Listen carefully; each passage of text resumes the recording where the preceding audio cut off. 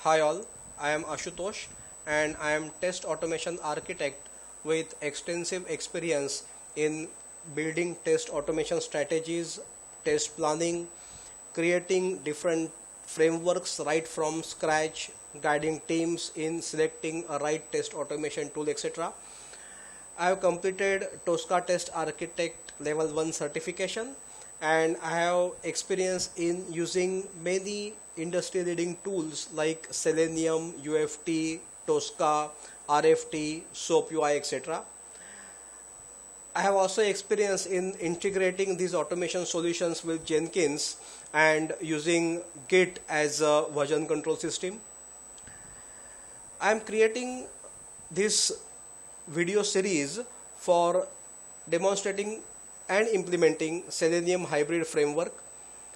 And the idea is that there will be multiple short videos which will begin right from a very basic script which later on will be converted into a proper framework, and at the end of this series you will see a proper framework that took place, right? So on this particular screen I will be explaining a overall structure on how the progress of each video in this series will be. So in a way this is the introductory session, right? So let us begin without wasting much time. So in part 1 I am going to create a very simple JavaScript, right? Java code I will be writing, and that will run as a Java application. So typically that will not be a test case. Then in part 2 I will be implementing testng, right? And with that our simple script in video 1 will now be executed as a test case. It will give us pass or fail results. At the same time I will implement the assertions also. Now after that in part 3 I will be creating a base class. Now in base class I will be keeping my some reusable test step blocks, we can call it as, or reusable steps which I need to execute maybe before executing the class and after executing the class, and I will name it as a base class. Now all this login test and base class I will be keeping in test case. By the way, the overall demonstration will be based on this login functionality, and that is the reason why I have written this login test case, right? In the next part, that is part 4, this was part 3, and in part 4 I will be implementing the page object model. So I will be creating pages package, and inside that pages package I will create login page.java, and all the locators for this login test case will be kept here in login page.java. Now till this point we will be using all the variables through the code itself, which is not a very good practice, and so therefore I will be creating a configuration file in part 5, right? So in part 5 this file will be there, read config file, and there will be this config.properties file, my bad, config dot, hold on please. So this will be config dot properties, right? And for that I will be creating this configuration folder, and this config properties will reside there, and this read config.java will read this particular file and provide the values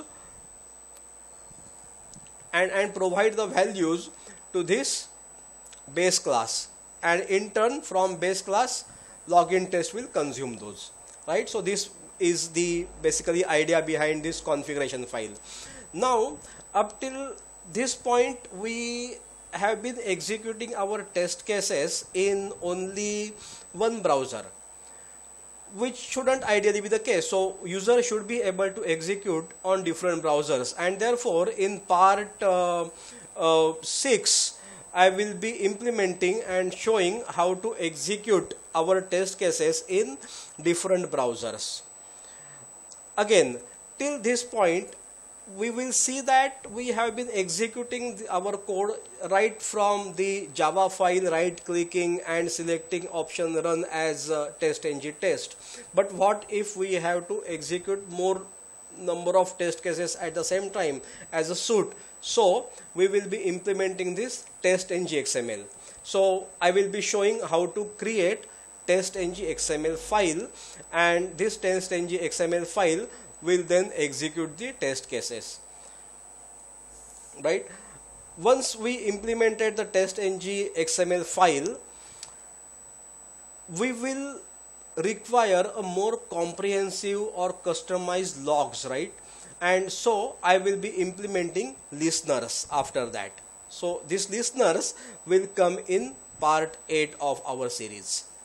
Okay, and once we implement listeners, you will be able to see how we can view our customized logs at the end of the execution. But again, that is not the only thing that we require. We require to capture the screenshots at different parts. Like say for example, if sometimes after test case failure or after each test case execution, so how to implement those screenshots, that we will be seeing, and that we will be integrating in listeners. So whenever listeners are called, the respective screenshot method also will be called, and the screenshots captured will be stored in our screenshots folder. So this is basically a screenshots folder, and this we will be covering in part 9.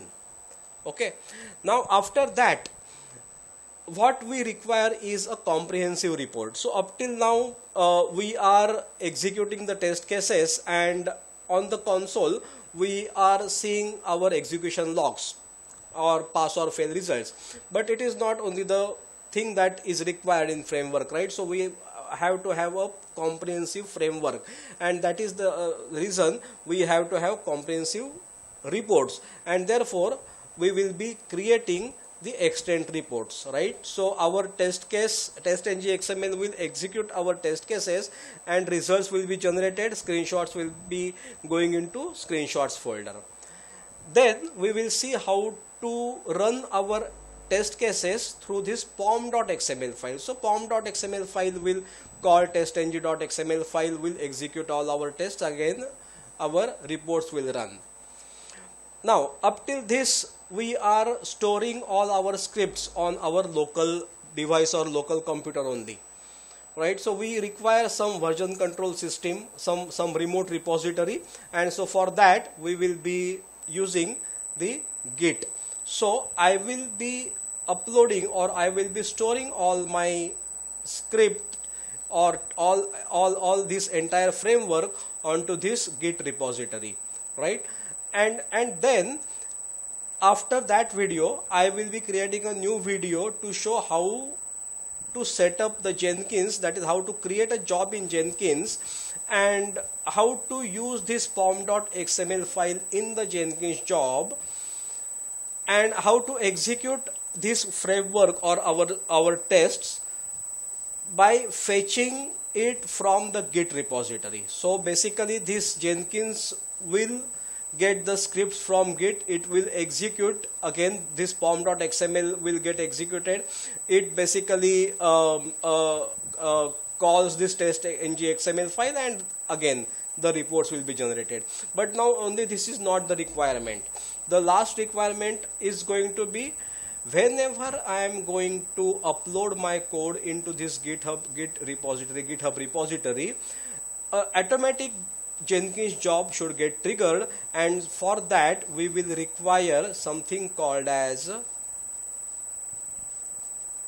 webhook, right? So in the last part, which will be maybe part 13 or 14, we will be implementing webhook. So what this webhook will do is, As soon as I commit my code, as soon as I push my code inside this Git repository, my Jenkins build will get automatically triggered, and at the end it will generate the report. So this is basically how our entire framework is going to be. Don't worry, the videos will be of very short duration, say 7 minutes or 8 minutes. So even if you watch daily one video, maybe in 2 weeks only, you will be able to understand this entire framework. So all the best, and this was only the thing that I wanted to cover in this introductory session. From next video onwards, our actual Selenium series will start, and so keep watching, keep learning. Bye. Thank you.